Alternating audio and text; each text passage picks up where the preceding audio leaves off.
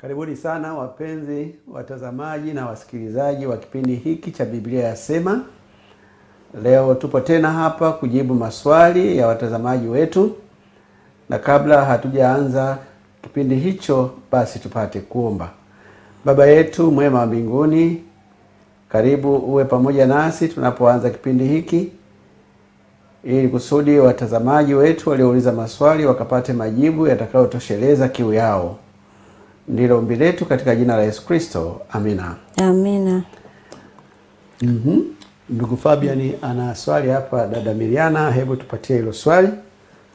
Amina. Fabian Mlope, nauliza kipi kilianza, shetani kuasi au dunia na mwanadamu kuumbwa? Ya ndugu yetu Fabian Mlope, tunakushukuru sana kwa swali lako hilo. Umeuliza jambo gumu kwa sababu sisi hatukuwepo wakati huo, lakini inavyoelekea kilichotangulia ni kuasi kwa shetani, kwa sababu shetani alikuwa miongoni mwa malaika wa Mungu ambao waliumbwa hata kabla ya wanadamu, na dunia yetu ilikuja baadaye kaumbwa na wanadamu wakawekwa hapo ndani. Kwa hiyo shetani alipokuwa ameasi, ndiye aliyetuletea matatizo yote katika hii dunia yetu. Katika kitabu cha Ezekiel panaelezwa kidogo juu ya kile kilichotokea kuhusiana na uasi wa shetani.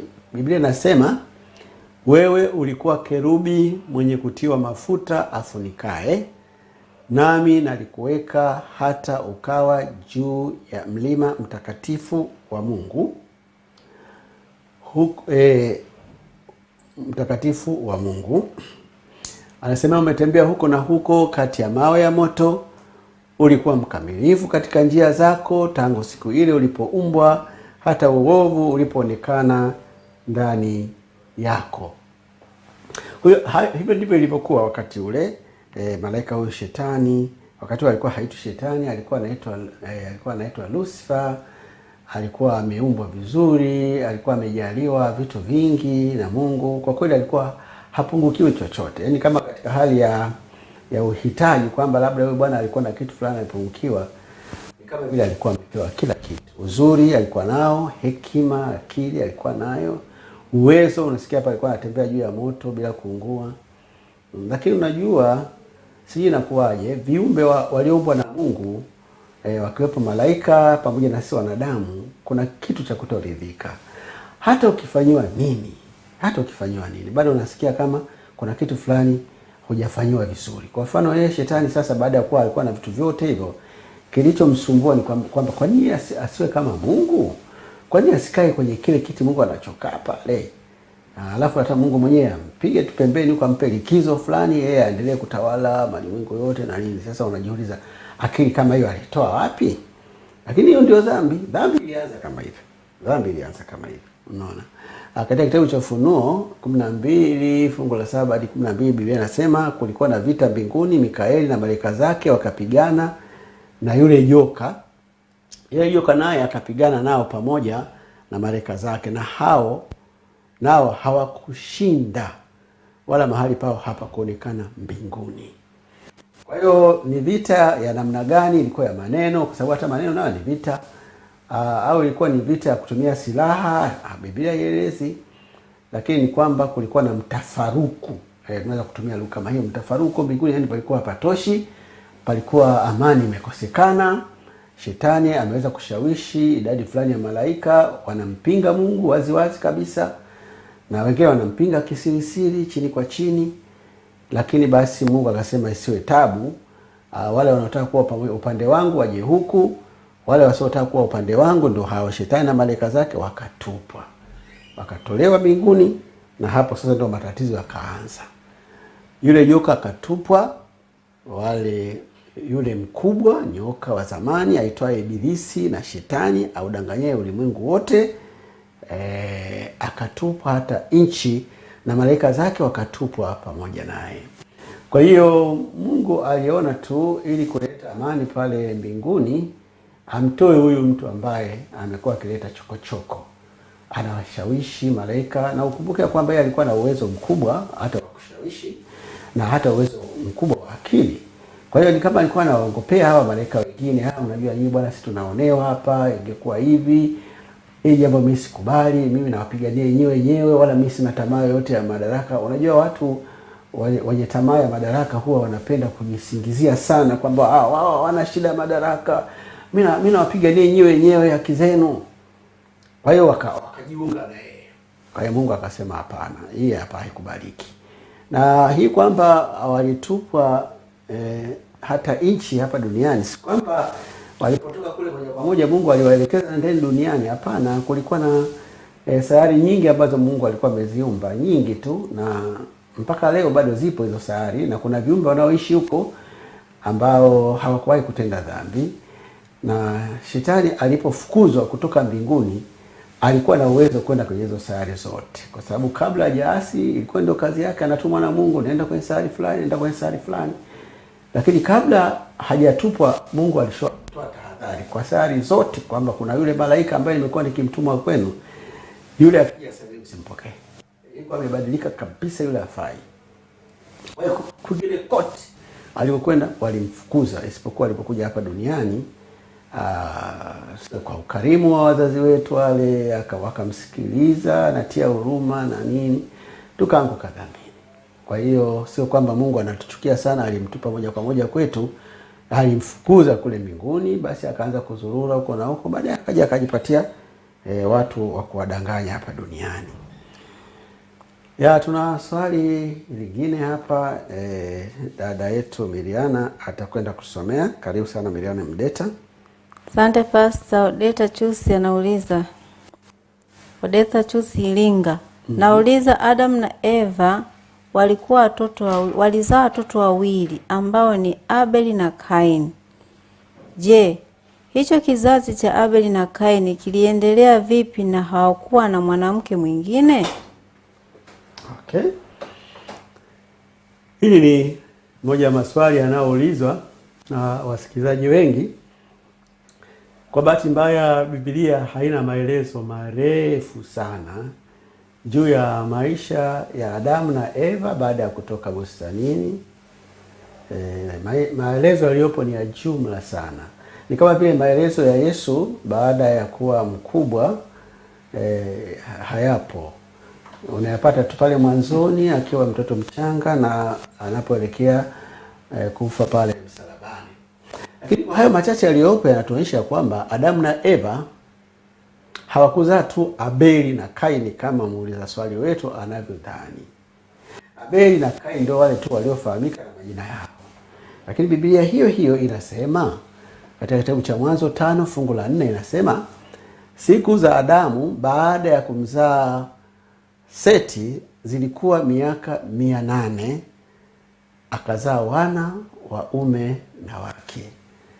Yaani kumbe baada ya kuzaa Seti, ambaye Seti alikuja baada ya Kaini, maana Kaini ndo mkubwa, akazaliwa Seti, wakakaa miaka 800 ndio akaanza kuzaa watoto. Watoto walizaliwa sio wawili wala sio watatu, anasema akazaa wana waume na wake. Kwa hiyo uwezekano ni kuwa hao wana waume na wake waliozaliwa baada ya kufikisha hiyo miaka 800 ndio waliooana na kupatikana vizazi vingine vinavyofuata. Kwa sababu pasingewezekana waoane na watu wengine kando ya hao. Hilo swali limeshamalizika hilo. Swali nyingine. Ikiwa Lucifer aliumbwa na Mungu, je, jina la Shetani lilitoka wapi? Huyu rafiki yetu anataka kujua jina la Shetani alilitoa nani mpaka akaitwa Shetani. Kama nilivyosema, jina lake la mwanzo lilikuwa Lucifer, na Lucifer ilikuwa na maana ya nyota ya alfajiri. Jina zuri kabisa. Unajua Mungu anatoa majina mazuri. Hata mzazi yoyote huwa anatoa majina mazuri. Lakini haya majina mabaya yanakuja wakati fulani kutokana na tabia fulani iliyozuka. Ndio maana watu wenye tabia ambayo wanaitwa vibaka majina fulani tu. Lakini basi ngoja tujaribu kujibu hilo swali lake. Biblia haituambii jina la shetani lilitoka wapi. Ila kama ilivyo kawaida, kitu chenye sifa mbaya hupewa majina mengi sana. Huyo shetani haitwi tu shetani, anaitwa joka, anaitwa mfalme wa dunia hii, anaitwa majina mengi mabaya. Na kwa hiyo kifupi ni hivyo. Nimejaribu kutafuta jina la shetani litoka wapi, sijaona. Basi sasa tunamkaribisha dada yetu Miliana Mdeka aweze kutusomea swali linalofuata. Karibu. Asante Pastor. Melkizedeki alikuwa mfalme wa Salem, mfalme wa amani, na Yesu Kristo ni mfalme wa amani. Je, Melkizedeki ndiye Yesu Kristo au ni mfano wake? Okay. Hilo ni swali la muhimu ambalo wasomaji wengi wa Biblia wamekuwa wakitamani kufahamu vizuri. Na sababu ya kutaka kufahamu vizuri ni mkanganyiko unaojitokeza unaposoma fungu lenyewe. Hebu tulione hilo fungu lenyewe, ni katika Waebrania 7 fungu la 1 hadi la 3. Kwa maana Melkizedeki huyo mfalme wa Salem, kuhani wa Mungu aliye juu, aliyekutana na Ibrahimu alipokuwa akirudi katika kuwapiga hao wafalme. Kumbuka kwamba hapa Ibrahimu alikwenda kuwapiga wafalme, akakutana na Melkizedeki ambaye sifa zake ni mbili. Tumeambiwa kwanza ni mfalme wa Salem, lakini pili ndiye kuhani wa Mungu. Akambariki, ambaye Ibrahimu alimgawia sehemu ya 10 ya vitu vyote. Tafsiri ya jina lake kwanza ni mfalme wa haki, tena mfalme wa Salemu, maana yake mfalme wa amani. Hana baba, hana mama, hana wazazi, hana mwanzo wa siku zake wala mwisho wa uhai wake, bali amefananishwa na mwana wa Mungu, huyo adumu kuhani milele. Sasa fungu hili limeleta changamoto nyingi kwa wasomaji wa Biblia, na tutaenda kuangalia wanapopata mchanganyo huo ni wapi. Lakini kinachosemwa hapa ni kuwa aliyefananishwa na mwana wa Mungu hapa sio Melkizedeki mwenyewe, bali sifa za jina lake. Kumbuka Biblia inasema tafsiri ya jina lake, ndio pakaja hiyo kwamba hana baba, hana mwanzo, hana nini. Tafsiri, yaani kama ungeweza kupata hilo jina kwa lugha yao ya asili, kilichokuwa kinamaanisha kutokana na hilo jina Melkizedeki, hizo sifa unazikuta ziko na Yesu. Lakini sio kwamba hizo sifa alikuwa nazo. Hizo sifa zilikuwa kwenye jina lake. Kama tunaenda pamoja hapa. Kwa hiyo usichukulie kwamba maka ameeleza kwamba tafsiri ya jina lake, wala hajasema kwamba huyo mtu alikuwa hana baba, hana mama, hana mwanzo. Hakuzungumzia huyo mtu, amezungumzia tafsiri ya jina lake. Okay, kwa hiyo tumemaliza hivyo kwamba Melkizedeki jina lake hilo linafananishwa na Yesu Kristo, ambaye Yesu Kristo pia ni mfalme wa amani. Yesu Kristo pia ni kuhani mkuu. Karibu kwa swali jingine. Nabii wa kweli ni yupi? Huyu mpendwa ametaka kujua juu ya nabii, na yeye anakuja na dhana ya kwamba kuna uwezekano wa kuwa na nabii asiye wa kweli. Na maana nabii asiye wa kweli atakuwa ni wa uongo. Na katika dunia hii kumekuwepo na manabii wa uongo katika nyakati mbalimbali, hata hizi nyakati zetu tunazoishi. Kwa hiyo yeye anatamani kujua nabii wa kweli ni yupi. Majibu.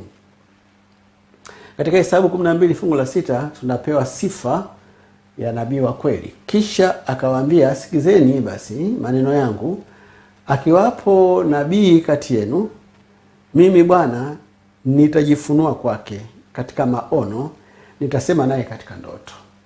Kwa hiyo ziko njia mbili Mungu anazotumia kuwasiliana na manabii wa kweli. Na sifa ya kwanza anawasiliana nao kupitia maono, na sifa ya pili anawasiliana nao kupitia ndoto. Tofauti ya ndoto na maono ni kwamba ndoto inatokea mtu anapokuwa amelala, lakini maono humtokea mtu akiwa yuko macho kabisa na hajalala. Mungu anampatia kama picha fulani ya jambo linalokwenda kutokea, na baadaye jambo lile linaenda kutokea vile vile. Kwa hiyo nabii wa kweli tunamtarajia apokee ujumbe kutoka kwa Mungu kupitia kwa ndoto ama kupitia kwa maono. Sifa nyingine, Yeremia 28 fungu la 9. Nabii atabirie habari za amani. Neno la nabii yule litakapotokea, ndipo nabii yule atakapojulikana kuwa Bwana amemtuma kweli kweli. Sifa nyingine ya nabii wa kweli ni kwamba yale anayotabiri kwamba yatatokea yatokee, na watu wadhihirishe kwamba ili jambo si huyu nabii alisema siku moja kwamba linaenda kutokea. Hiyo ni mojawapo ya sifa za kumtambua nabii wa kweli. Kama ametabiri kwamba jambo fulani litatokea hivi na hivi na hivi, haikutokea, basi huyo hakutumwa na Mungu. Na hiyo imetokea hapa duniani. Wako manabii wanatabiri jambo fulani litatokea, alafu siku hiyo ikifika halitokei, anasogeza tena tarehe mbele. Swali linalokuja hapo ni kwamba ina maana hakumsikiliza vizuri Mungu, au Mungu alijichanganyaje akampa tarehe ambayo jambo halitokei, ikaenda kutokea mbele tena, na mbele kwenyewe pia unakuta haitokei, bado anasogeza mbele, au anatoa sababu za kisingizio vya ajabu. Kwa hiyo nabii ambaye ni wa Mungu wa kweli kabisa, Mungu atampatia ujumbe kupitia kwenye ndoto na maono, lakini pia atakachokitabiri kitatokea. Hilo swali limeishia hapo. Tunaenda kwa mapumziko kidogo, halafu kisha tutarudi kwa maswali mengine. Amina. Karibu tena kwa kupokea maswali, na hapa tunalo swali ambalo dada yetu Miriana Mdeta anakwenda kutusomea. Karibu. Asante Pastor. Mbegu moja ilipandwa kwenye udongo mzuri ikazaa 161, 130. Ina maana gani? Okay. Hili ni swali la muhimu pia. Yesu alitoa mfano ya kwamba mbegu ilipandwa na ikamea, ikaota, nyingine ikazaa idadi hiyo kubwa 160, na nyingine idadi inazidi kupungua, na nyingine idadi inazidi kupungua. Nataka kujua ina maana gani. Katika kitabu cha Marko 4 fungu la 14 hadi 20 ndiko tunapopata maelezo yanayotokana na hilo swali, na Biblia inasema mpanzi huyo hulipanda neno. Hawa ndio walio kando ya njia lipandwapo neno. Nao wakiisha kusikia, mara huja shetani akaliondoa lile neno lililopandwa mioyoni mwao. Kama ambavyo hivi hapa niko kupanda mbegu. Kuna ambao neno linaingia na litaota na litatoa matunda. Lakini angalizo, hiyo mbegu inaweza ikaja ikaondolewa hapo na shetani, kwa sababu ndio kazi yake, kuondoa mbegu zilizopandwa katika mioyo ya wanadamu. Muombe Mungu sana akusaidie hilo lisitokee. Kadhalika na hawa ndio wapandwao penye miamba, ambao kwamba wakiisha kulisikia lile neno, mara hulipokea kwa furaha, ila hawana mizizi ndani yao, bali hudumu muda mchache, kisha ikitokea dhiki au udhia kwa ajili ya lile neno, mara hujikwaa. Kundi la pili, hawa tofauti wale wa mwanzo. Wale wa mwanzo mbegu imepandwa hapo hapo, anakuja mtu anakuambia achana na hayo mambo. Maana ukitoka hapa utakuwa na udadisi, ama utamuuliza kiongozi wako wa kiroho, au utamuuliza rafiki yako, bwana nimesikia neno hili, hivi neno ndio lilivyo kweli? Unaweza kuambia achana na hao watu bwana, wewe shughulikia mambo yanayokuletea faida. Mambo ya kwenda mbinguni, hao ni wadanganyifu tu, hao wako kwenye biashara zao na nini. Pale na wewe unaongoka, unaachana na hayo mambo, unaungana na huyo mtu. Hiyo ndio ishachukuliwa hiyo mbegu. Lakini kuna baadhi ya wengine wanaenda wanalifanyia kazi ile neno, wanalifuatilia, hii neno ndio lilivyo kweli. Unaona? Lakini kunatokea kitu kinachoitwa udhia. Yaani mambo fulani hivi, maisha yamekuwa magumu, sijui na nini. Tayari changamoto za maisha zinamfanya mtu anaachana kabisa neno la Mungu. Hao nao kundi hilo wapo. Unaona? Na hawa ndio wale wapandwao penye miiba. Hilo ni kundi la tatu sasa. ni watu walisikia lile neno na shughuli za dunia na udanganyifu wa mali na tamaa za mambo mengine zikiingia, hulisonga lile neno likawa halizai.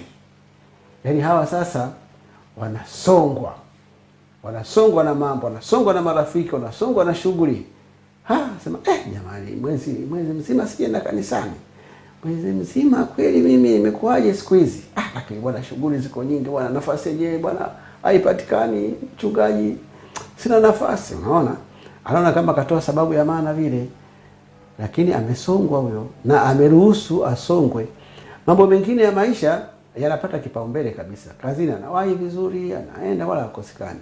Lakini kwenye mambo ya kiroho yanapata nafasi kidogo. Neno limesongwa hapo, ni kama hilo limeota kwenye miba hilo. Kwa hiyo alinataka kuota lakini limesongwa na miba wake alistawi. Kwa hiyo ndio ufafanuzi juu ya mbegu zilizopandwa katika udongo mbalimbali. Usiwe miongoni mwa wale ambao mbegu zao hazitakuwa na kuzaa matunda. Uwe miongoni mwa wale ambao zitazaa matunda na hatimaye utapata wokovu. Hatimaye tutaingia mbinguni pamoja tukafurahia maisha ambayo Mungu ametuandalia. Amen. Tunaenda kwa swali lingine. Naomba dada Mleta tusomee. Naomba ufafanuzi wa fungu la Wakolosai 2 fungu la 16. Wakolosai 2 fungu la 16 linasoma pamoja na fungu la 17. Linasema hivi: basi mtu asiwahukumu ninyi katika vyakula au vinywaji au kwa sababu ya sikukuu au mwandamo wa mwezi au Sabato. Mambo hayo ni kivuli cha mambo yajayo, bali mwili ni wa Kristo. Fungu hili limeorodhesha mambo ambayo Paulo anashauri ya kwamba watu wasikusumbue nayo. Yaani watu wasije hapo wanakuambia juu ya miandamo ya mwezi, vyakula, vinywaji na Sabato, anasema achana na watu. Sasa kwa mtu asiyetulia vizuri anaweza kuhisi ya kwamba Paulo anachozungumzia hapa ni kwamba Sabato haina umuhimu, vyakula havina umuhimu, vinywaji havina umuhimu, na miandamo ya mwezi havina umuhimu. Kwa kiasi fulani ni kweli, kuna baadhi vilivyotajwa katika hiyo orodha havina umuhimu tena, lakini kuna ambavyo vimetajwa pale vina umuhimu kwa sababu vilikuwa nje ya kundi lile ambalo hivyo vingine vimetajwa. Labda tuende mbele zaidi tuangalie katika kanisa la Kikristo likikabiliwa na upinzani mwingi kutoka kwa dini ya Kiyahudi katika kipindi cha uchanga wake.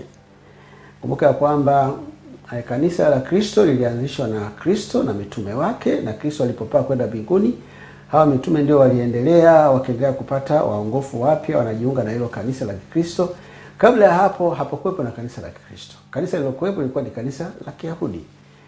Hapakuwa na tofauti kubwa sana, kwa sababu kanisa la Kiyahudi walikuwa wanatunza Sabato, kwa maana kwamba walikuwa wanakusanyika siku za Jumamosi na kusali. Na hili kanisa la Kristo ambalo Yesu ameliacha nalo walikuwa wanakusanyika siku hiyo ya Sabato. Lakini walitofautiana katika baadhi ya mambo. Kwa mfano, mambo ya Torati ambayo yaliishia pale msalabani, hawa kanisa la Kristo waliyaweka kando, hawakutaka kuyafuata. Tohara na mambo mengine kama hayo, Yesu mwenyewe aliwaelekeza akamwambia kwamba hayo hayana umuhimu, maana ameishia msalabani. Sasa taabu ilianzia na hapo. Hawa kanisa la Kiyahudi ambao wameongokea kwenye Ukristo walitamani kanisa la Kikristo liendane na tamaduni na taratibu zote za Kiyahudi bila kuacha hata moja, hata ile ya tohara na zile zingine ambazo zimeishia msalabani, wakataka ziendelee kuheshimiwa. Viongozi wa dini ya Kiyahudi, hasa waandishi, Mafarisayo na Masadukayo, walitaka dini ya Kikristo iendeleze hata yale mafundisho na taratibu zilizokuwa kivuli cha mambo yajayo na ambayo muda wake wa kuacha kutumika ulikuwa umefika. Kumbuka katika hilo fungu tulilolisoma pale mwanzo, limesema kwamba mambo hayo ni kivuli cha mambo yajayo. Sababu ya Paulo kutaka kwamba mambo hayo yasipewe nafasi ni kwa kuwa mambo hayo ni kivuli cha mambo yajayo. Sasa kivuli cha mambo yajayo maana yake ni nini? Yako mambo Mungu aliwaagiza Waisraeli wayafanye katika Torati ambayo yalikuwa yaishie msalabani. Hayo ndio yale ambayo Paulo alikuwa anawaambia hayo mtu akija awaambie kwamba yanaendelea, msikubaliane naye. Moja wapo ambayo iko wazi zaidi ni hilo la tohara. Wayahudi waliambiwa watahiriwe inapofika miezi baada ya siku 8. Yesu mwenyewe alitii hiyo sheria, alitahiriwa. Lakini baada ya Yesu kuanzisha kanisa la Kristo, hiyo sheria iliondolewa kwa sababu ilikuwa ni kivuli cha mambo yajayo. Mambo gani? Kristo mwenyewe alitahiriwa, acha kutahiriwa kimwili akiwa mtoto mdogo, alitahiriwa pale msalabani alipokuwa anakufa kwa niaba ya wanadamu wote. Kwa hiyo sasa ikawa wale wanaotaka kumwamini Yesu, tohara yao ni kubatizwa kwenye maji mengi. Ukibatizwa ndani ya maji mengi, hiyo sasa imetosha kwamba wewe ni mfuasi wa Yesu Kristo. Kwa hiyo hayo mambo yaliyokuwa kivuli ndio ambayo Paulo alikuwa anawasisitiza kwamba wasiyafuate. Kwenye fungu hili Paulo anawataka wasikilizaji wake wawapuuze watu wanaowalazimisha kuzingatia maagizo ya Torati kuhusu vyakula na vinywaji na kutunza sikukuu za mwandamo wa mwezi na sabato zilizo kwenye maagizo ya Torati. Hiyo ndio tafsiri yake. Paulo anachowaambia hawa kwamba wapuuze kabisa mtu anayewafuata, anaambia bwana, tunaendeleza vile vinywaji vilivyoagizwa kwenye Torati, vile yale vyakula vilivyoagizwa kwenye Torati, sabato zilizoagizwa kwenye Torati. Hapa ndugu msikilizaji, ungependa kujua kwamba kuna maagizo ya sabato yaliyo kwenye amri 10 za Mungu na kuna maagizo ya sabato yaliyo kwenye Torati ya Wayahudi. Ni tofauti sana. Zote ni sabato, lakini zilikuwa zinafanyika katika nyakati tofauti kabisa. Kwa hiyo sabato ambayo imebaki inaendelea ni ile sabato iliyo katika amri 10 za Mungu. Na sio sabato tu, yale maagizo yote 10 yaliyo katika amri 10 yale yanaendelea, yale hayakukomea msalabani. Kwa sababu hata leo ili ututambue kwamba wewe una dhambi, ni zile amri 10 ndio zinaanza kutambulisha kwamba una dhambi. Lakini hizi ambazo ziliagizwa katika Torati ndizo ambazo Paulo alikuwa anawasihi Wakristo wa kanisa la awali wasikubali mtu kuwarubuni, na haya ndio walikuwa wanakuja nayo. Wakiingia wametoka Yerusalemu, wanasema bwana, nyie watu mnaendelea kufuatilia vinywaji na miandamo ya mwezi hapa kwenu. Akamwambia no, hiyo mbona tuliambiwa na Paulo kwamba haina nafasi. Nasema no, huyo Paulo anapotosha huyo. Haya mambo inabidi muyashike yote hayo. Na Paulo akawasema kwamba hamna. Hawa watu hawaelewi. Unajua kutokuelewa ni mzigo sana. Na ndio kuna watu wengi sana watakapotea, sio kwa sababu ya uzembe, kwa kutopata taarifa sahihi. Ndio maana kipindi hiki tunakitumia ili kutoa taarifa sahihi. Kama kuna mtu anatafuta kuokolewa, apate kuokolewa. Hizi ndio taarifa sahihi kabisa. Na tunatumia mafungu ya Biblia. Kwa hiyo naam, katika kitabu cha Hesabu 29 fungu la 1 tunasoma maneno yafuatayo: tena mwezi wa 7 siku ya kwanza ya mwezi mtakuwa na kusanyiko takatifu. Mwezi wa 7 siku ya kwanza ya mwezi hamtafanya kazi yoyote ya utumishi, ni siku ya kupiga tarumbeta kwenu. Hii ndio amri ya kwanza ambayo tunaiangalia kwenye Torati inayozungumzia sabato ambazo hazikuwepo kwenye amri 10. Kumbuka kwamba ile sabato iliyo kwenye amri 10 inaelezea siku ya 7 ya juma, ambapo ndio siku ya kufanya pumziko na siku ya kufanya ibada iliyoagizwa na Mungu kwa wanadamu wote, wakiwepo Wayahudi au Waisraeli, lakini hata Adamu naye aliagizwa hivyo hivyo, na hata sisi leo tunaagizwa hivyo hivyo. Lakini hiyo ni sabato inayokwenda kwa majuma. Yaani baada ya siku 7 inakuja siku ya sabato. Baada ya siku 7 inakuja siku ya sabato. Na siku ya sabato inakuja mwishoni kabisa mwa juma, siku ya 7. Na hiyo siku ya 7 kama utaifuatilia vizuri, utakuja kugundua ya kwamba hiyo siku ya saba ni siku ya Jumamosi. Inakuwaje siku ya Jumamosi? Kwa sababu Biblia hiyo hiyo inatuambia katika kitabu cha Luka sura ya 24 fungu la kwanza ya kwamba Yesu alifufuka siku ya kwanza ya juma. Siku ya kwanza ya juma ambapo Yesu alifufuka ilikuwa Jumapili, na mpaka leo siku ambayo Yesu alifufuka inayoendelea kuadhimishwa kwa usahihi sana hapa duniani ni siku ya Jumapili.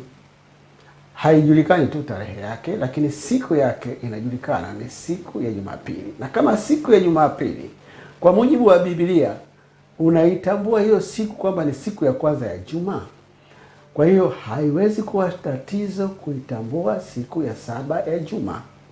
Jumapili ikiwa siku ya kwanza ya juma, kwa vyovyote vile Jumamosi itakuwa siku ya saba ya juma. Na ufahamu huo ulikuwa wazi kwa Wayahudi, ulikuwa wazi kwa wasomaji wote wa Biblia, na hata leo inaeleweka kwamba siku ya saba ya juma ni Jumamosi. Kwa hiyo hii ni sabato ambayo inatokea kila baada ya siku saba, na inatokea siku ya saba ya juma, yaani Jumamosi.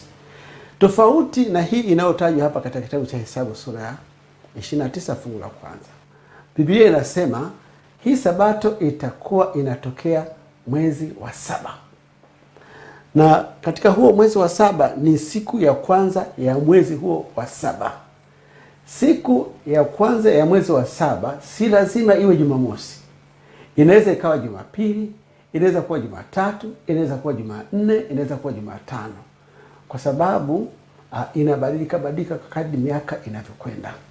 Siku ya kwanza ya mwezi wa saba ya mwaka huu inaweza isiwe hiyo hiyo siku ya saba ya mwezi wa saba wa mwaka unaokuja. Na kwa hiyo ilipokuwa inafika hiyo siku ya kwanza ya mwezi wa saba wa Kiyahudi, Wayahudi wa Israeli wote walikuwa wanapumzika, walikuwa hawafanyi kazi yoyote. Ilikuwa ni agizo la Mungu. Hii ndio sabato ambayo Paulo anawaambia Wakristo wa kanisa la awali wasiendelee kuishika, kwa sababu ilikuwa ni kivuli cha mambo yajayo. Na ni kweli hata leo hakuna sabato inayotunzwa tarehe moja ya mwezi wa saba. Lakini haikuwa hivyo wakati wa Agano la Kale na wakati wa Torati. Hiyo ni ya kwanza. Hebu tuone kama zilikuwepo sabato zingine. Naam, ilikuwepo sabato nyingine. Na hii tunaikuta kwenye kitabu cha Hesabu sura 29 fungu la 7. Ile ya kwanza ilikuwa tarehe moja au siku ya kwanza ya mwezi wa saba. Hii ni lini? Tena siku ya 10 ya huo mwezi wa saba mtakuwa na kusanyiko takatifu, nanyi mtazitesa nafsi zenu, msifanye kazi yoyote ya utumishi. Mwezi wa saba siku ya 10, kwa lugha nyingine ni tarehe 10 ya mwezi wa saba. Tulikuwa na tarehe moja ya mwezi wa saba ilikuwa ni mapumziko ya sabato. Tarehe 10 ya mwezi wa saba nayo pia wanaambiwa kwamba wasifanye kazi yoyote.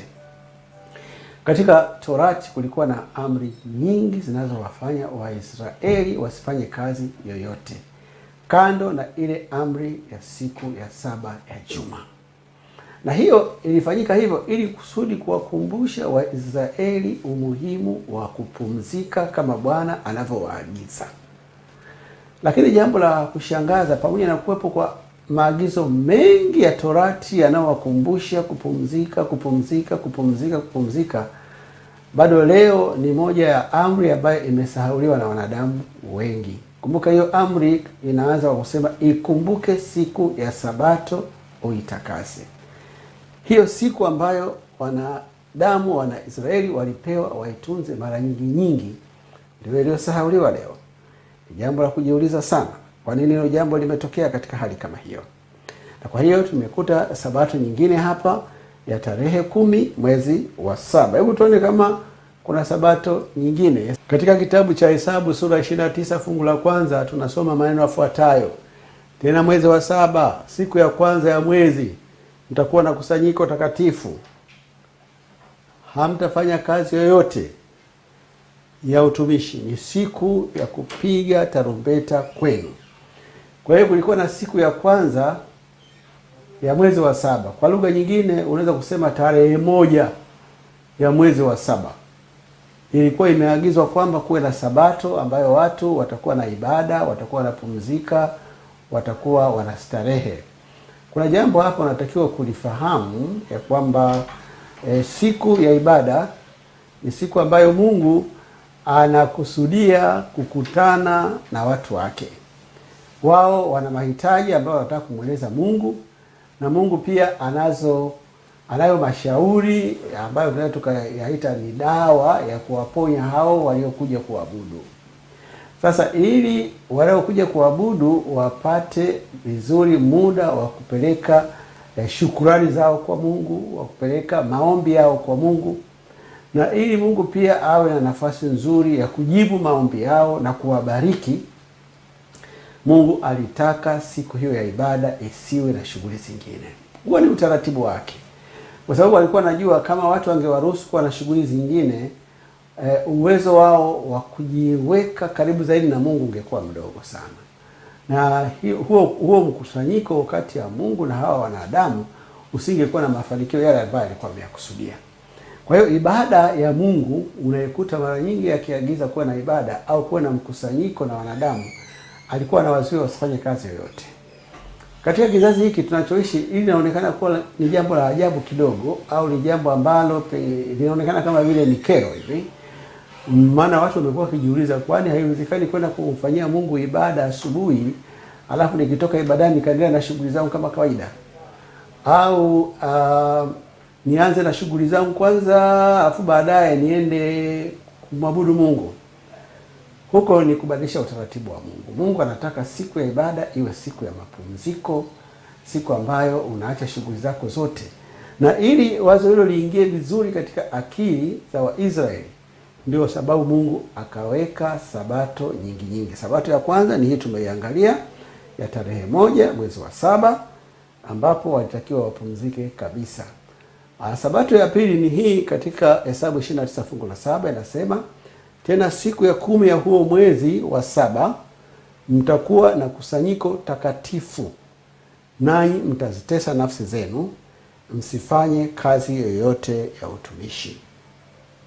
Kwa hiyo siku ya 10 tena, ambayo ni tarehe 10 ya mwezi wa 7, kulikuwa na sabato nyingine kando ile ya sabato ya mwisho wa juma. Hii ilikuwa inaangukia siku yoyote, hata kama inaangukia Jumatano, Alhamisi, ni sabato, alimradi ni tarehe 10 ya mwezi wa 7.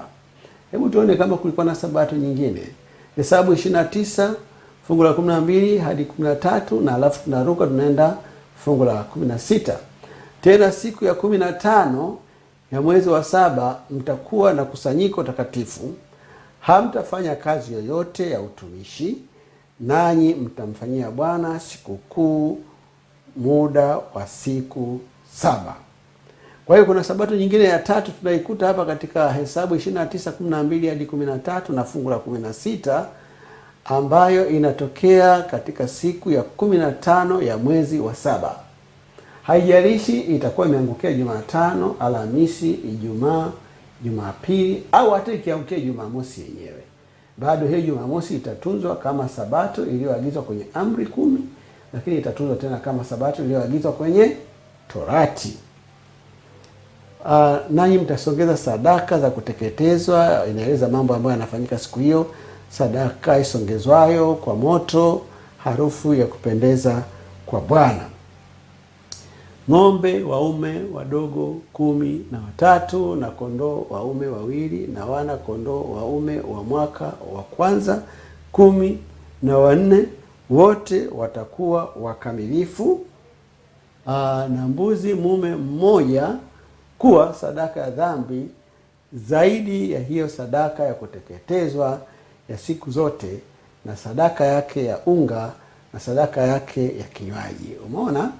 Kwenye hii sabato ya tatu ambayo inatokea kwenye siku ya 10 kama sikosei nilizungumza, maana kuna ile siku ya kwanza, siku ya 10 na siku ya 15. hapa panafanyika huduma ya sadaka, na hizi sadaka ukiziangalia ndizo sadaka ambazo Yesu alitoa pale msalabani. Yeye ndiye aliyefanyika mwanakondoo wa Mungu achukue dhambi zote za ulimwengu. Yeye ndiye alisimama pale badala ya mbuzi, badala ya sadaka ya vinywaji, badala ya sadaka ya unga. Unga ndio vyakula.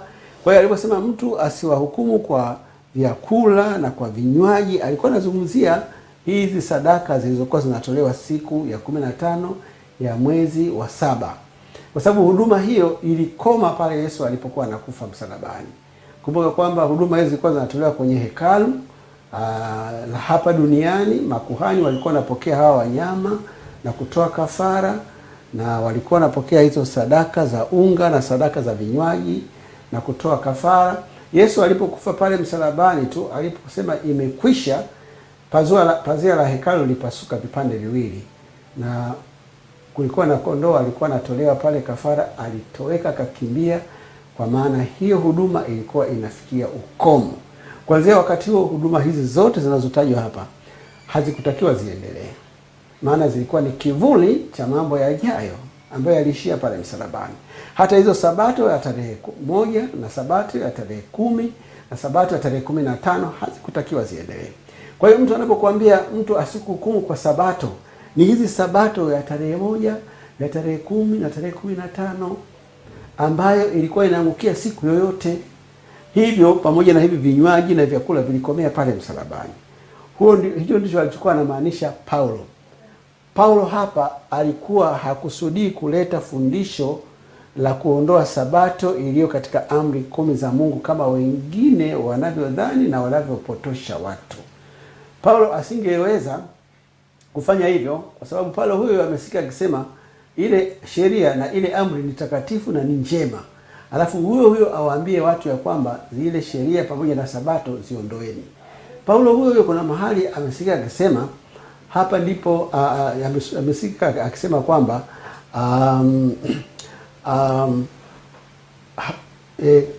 katika siku za mwisho, nitaenda kulisoma hilo fungu liko hapo mbele yetu, Waebrania 4 fungu la 9. Inasema basi imesalia raha ya sabato kwa watu wa Mungu. Sasa wewe tumia tu akili ya kawaida. Huyo mtu anapigia debe sabato, anasema imesalia raha ya sabato kwa watu wa Mungu. Tena anachotuambia hapa ni kwamba watu wa Mungu wana sifa moja, wanatunza sabato, ni watu wa sabato. Ukiona hawatunzi sabato, basi wamepoteza sifa ya kuwa watu wa Mungu. Maana anasema imesalia raha ya sabato kwa watu wa Mungu. Kwa wale wasio wa Mungu, sabato sio kitu chenye raha, ni kero kubwa sana, hata hawataki kuisikia. Na hilo wala sio jambo la kushangaza kwa sababu imeandikwa kwenye Biblia. Watu wa Mungu wanafurahia sana sabato, maana ni wakati wao wa kuja kupumzika miguuni pa Yesu na kumletea shida zao zote wakiwa wameacha mambo yao yote mengine kama Yesu mwenyewe alivyoagiza. Yesu mwenyewe alikuwa anatunza sabato. Alipokuwa kule kwao Nazareti, alikuwa kila sabato kawaida yake kwenda kanisani kusali na kupumzika. Kwa hiyo isingetarajiwa kwamba Paulo anayeipigia debe sabato kwa kiwango kama hiki, yeye tena huyo aje awaambie watu kwamba mtu asiwahukumu kwa sabato. Sabato ambayo Paulo alikuwa anahitaji hapo kwa Kolosai ilikuwa ni sabato ile ya tarehe ambayo ilikuwa inaangukia siku yoyote ambayo ilikomea pale msalabani. Tumefika mwisho wa masomo yetu kwa leo. Nikushukuru wewe ambaye umefuatana nami katika vipindi hivi. Ninaamini kwamba ufafanuzi huu umekubariki na umekusaidia kuelewa kitu fulani ambacho huko nyuma ulikuwa ukielewi au ulikielewa tofauti. Hivi ndivyo Biblia inavyotaka watu tuielewe na kuishika. Yesu atakupa msaada. Haya mambo yote tunayoyafafanua hapa bila uwezo wa Yesu Kristo ni bure. Hakuna mwanadamu aliye na uwezo wa kuyaishi haya ambayo yanaagizwa na Biblia. Iwe amri 10, iwe sabato, iwe kitu chochote. Wale wanaotunza sabato, wanaotunza amri za Mungu, wanafanya hivyo kwa uwezo wanaopokea kutoka kwa Yesu Kristo. Uwezo ambao hata wewe una fursa ya kupewa na ni haki yako kudai. Yesu anatamani kufanya hivyo, amekuwa akitamani kufanya hivyo, na sasa umefika muda wa wewe kumruhusu Yesu kufanya hivyo. Kama ni nia yako kutaka Yesu atawale maisha yako, akupatie uwezo wa kuishi kulingana na maagizo yake, Basi mimi ninaenda kuomba ili kusudi Mungu afanye hilo ambalo ni tamanio lako. Hebu tuombe. Baba mwema wa mbinguni, nakushukuru kwa sababu ya mpendwa wangu huyu ambaye ameendelea kufuatilia kipindi hiki tangu tulipoanza. Amekuwa na utulivu na usikivu mzuri sana, na kwa namna ya pekee Roho wako Mtakatifu ametuongoza sisi pia kutoa ufafanuzi. Ikiwa kuna mahali ambapo tumeshindwa kufikisha kiu yake, tunaomba Roho wako Mtakatifu akafanye kazi pamoja naye, ili akaelewe vizuri mpango wa wokovu, jinsi ulivyorahisishwa na jinsi ambavyo unatamani siku moja kumuona yeye katika ufalme wa mbinguni. Wakati anapotoa maisha yako, Yesu, fanya mpango kwa ajili yake ili kusudi azaliwe mara ya pili kwa njia ya ubatizo wa maji mengi na kujiunga na kundi kubwa la wasafiri wanakuja mbinguni, wanakuja kwako mbinguni. Asante kwa sababu utafanya hivyo. Naomba na kushukuru katika jina la Yesu Kristo. Amina. Amina.